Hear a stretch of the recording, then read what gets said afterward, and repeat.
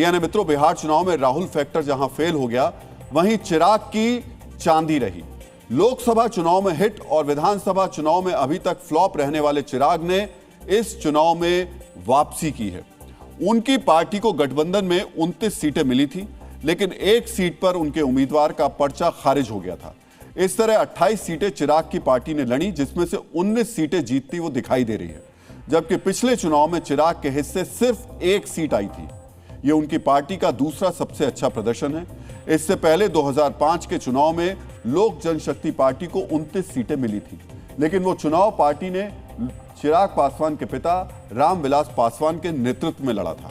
यानी चिराग की अगुवाई में पार्टी का विधानसभा चुनाव में यह सर्वश्रेष्ठ प्रदर्शन है।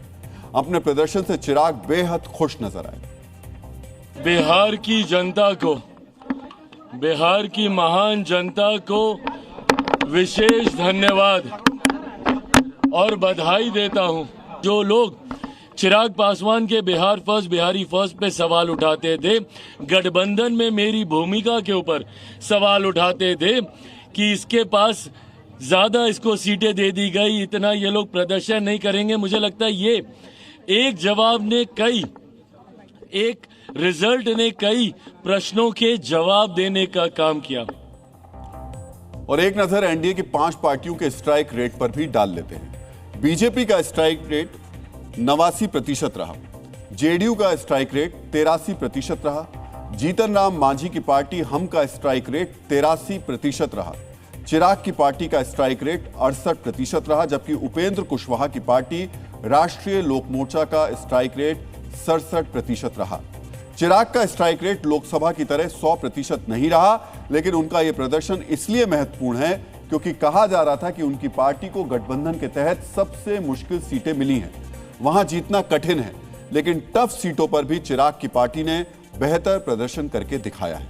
2020 में चिराग की नीतीश विरोधी मुहिम ने जेडीयू को काफी नुकसान पहुंचाया था, लेकिन इस बार चिराग ने अपना वोट एनडीए के खाते में ट्रांसफर कराकर बीजेपी और जेडीयू दोनों को फायदा पहुंचाया।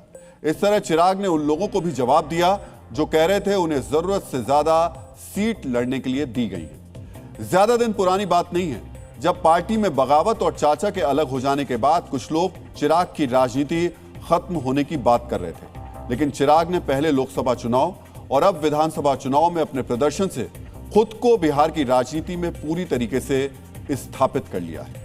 उनकी इसी ताकत के कारण पिछले चुनाव की कड़वाहट को भूलकर नीतीश कुमार ने भी उन्हें गले लगाया। 2020 में जिस नीतीश कुमार ने उन्हें किनारे कर दिया था, आज वो उनके साथ पूरे सम्मान और ज्यादा सीटों के साथ है। बिहार फर्स्ट और बिहारी फर्स्ट के नारे के साथ वो न केवल दलितों बल्कि बिहार के नौजवानों के भी नेता बनकर उभरे हैं। हालांकि मुख्यमंत्री का चेहरा बनने के लिए उन्हें अभी और इंतजार करना होगा।